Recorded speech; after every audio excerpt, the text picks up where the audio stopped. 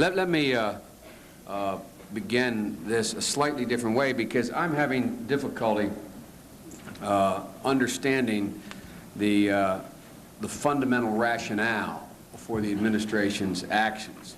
Let me start by suggesting that many of us criticize the President's actions and reactions and initiatives, not, as you suggest in your opening statement.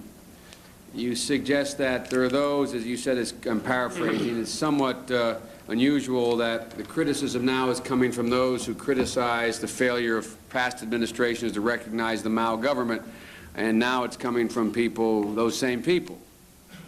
I don't know anybody, I shouldn't say that. There's a number of us who do not want us to end a relationship with China, but we want us to forcefully recognize and acknowledge and speak out about the atrocities that are going on. So I think there's a distinction.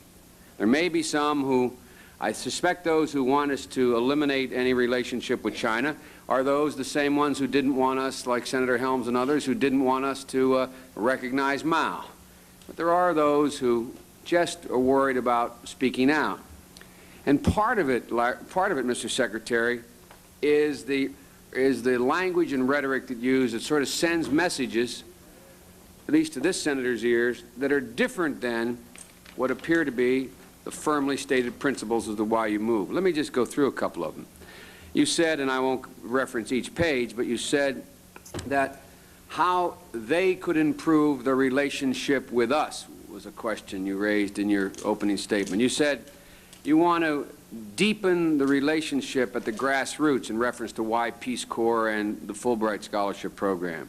You said, quote, the process of reducing tensions should begin somewhere, end of quote.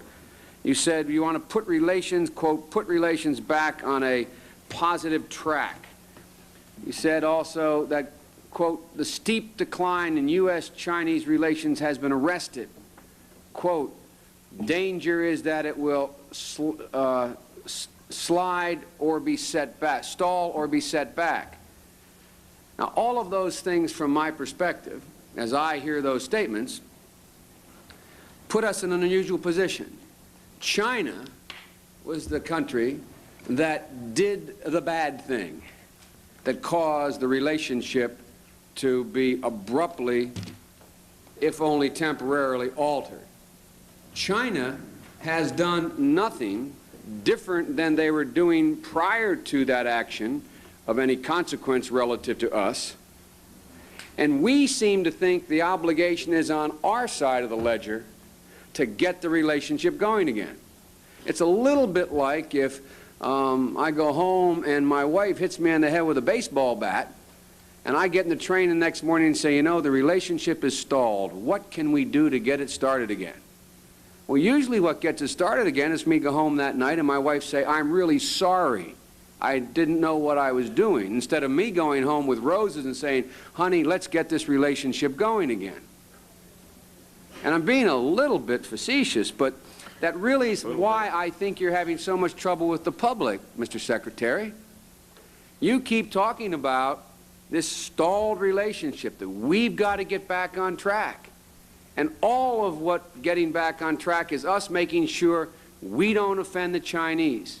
We don't make them angry with regard to Chinese student policy. We don't make them angry because we know when we do certain things, they'll get their back up.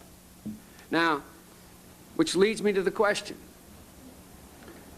You say on page 4 of your, I need these days, of your statement, much has been said and written about China's strategic value to the United States. There's been talk of the China card and the strategic triangle. Indeed, in the eyes of many, China's value to the United States has been a strategic counterweight to the Soviet Union.